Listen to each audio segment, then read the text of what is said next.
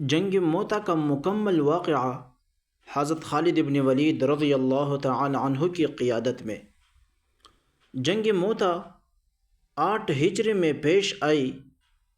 اس کی بنیادی وجہ یہ تھی کہ رسول اللہ صلی اللہ علیہ وسلم نے حضرت حارث بن عمیر رضی اللہ تعالی عنہ کو روم کے بادشاہ کے پاس دعوت اسلام کے لیے بھیجا۔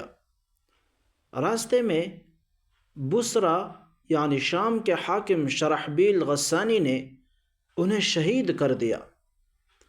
عرب میں یہ پہلا سفیر تھا جسے کسی نے قتل کیا، جو بین الاقوامی اصولوں کے خلاف تھا۔ آپ صلی اللہ علیہ وآلہ وسلم کو جب اس کی خبر ملی تو بہت افسوس ہوا، اور آپ صلی اللہ علیہ وسلم نے فوراً ایک لشکر تیار کیا جس میں 3000 صحابہ کرام رضوان اللہ علیہم اجمعین شامل تھے۔ اس لشکر کی قیادت کے لیے نبی صلی اللہ علیہ وآلہ وسلم نے ترتیب سے فرمایا: حضرت زید بن حارثہ رضی اللہ تعالی عنہ، اگر زید رضی اللہ عنہ شہید ہو تو حضرت جعفر بن ابی طالب رضی اللہ تعالی عنہ، اگر وہ بھی شہید ہو تو حضرت عبداللہ بن رواحہ رضی اللہ تعالی عنہ، اور اگر یہ تینوں شہید ہو تو مسلمان جسے چاہے اپنا امیر بنا لے۔ روم کے لشکر کے ساتھ مقابلہ۔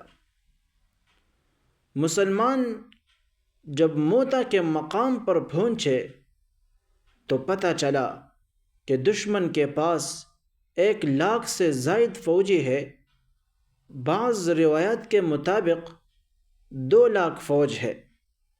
یہ لشکر رومیوں اور ان کے عرب اتحادیوں پر مشتمل تھا۔ تو مسلمانوں نے مشورہ کیا کہ کیا واپس چلے جائے، لیکن حضرت عبداللہ ابن رواحہ رضی اللہ تعالی عنہ نے ایمان افروز تقریر کی، اور سب نے اللہ جل جلالہ پر بھروسہ کرتے ہوئے جنگ کرنے کا فیصلہ کیا۔ جنگ کا آغاز اور شہادتیں۔ سب سے پہلے حضرت زید بن حارثہ رضی اللہ تعالی عنہ شہید ہوئے، پھر حضرت جعفر طیار رضی اللہ تعالی عنہ نے علم اٹھایا اور بڑی بہادری سے لڑے۔ ان کے دونوں بازو کٹ گئے، تب بھی انہوں نے پرچم گرنے نہیں دیا، آخر وہ بھی شہید ہو گئے۔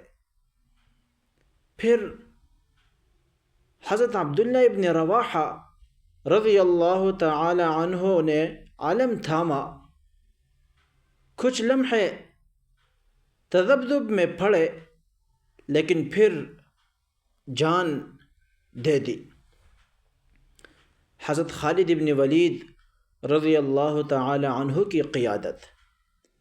تینوں قائدین کے شہید ہونے کے بعد صحابہ رضی اللہ تعالی عنہم نے حضرت خالد بن ولید رضی اللہ تعالی عنہ کو اپنا نیا امیر منتخب کیا۔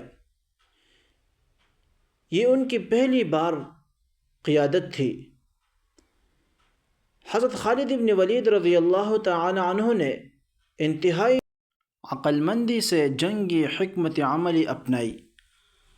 لشکر کی صفیں اور پرچموں کی جگہ بدل دی تاکہ دشمن کو لگے نئی کمک آ گئی ہے۔ ایک دن دفاع کیا، دوسرے دن حملہ، اور پھر تدبیر سے مسلمانوں کو محفوظ راستے سے واپس مدینہ لے آئے۔ جنگ کا نتیجہ۔ یہ کوئی روایتی فتح یا شکست والی جنگ نہ تھی، بلکہ دفاعی اور حکمت عملی کے اعتبار سے مسلمانوں کی عقل مندانہ پسپائی تھی۔ نبی کریم صلی اللہ علیہ وسلم نے حضرت خالد ابن ولید رضی اللہ تعالی عنہ کو سیف اللہ یعنی اللہ کی تلوار کا لقب دے دیا۔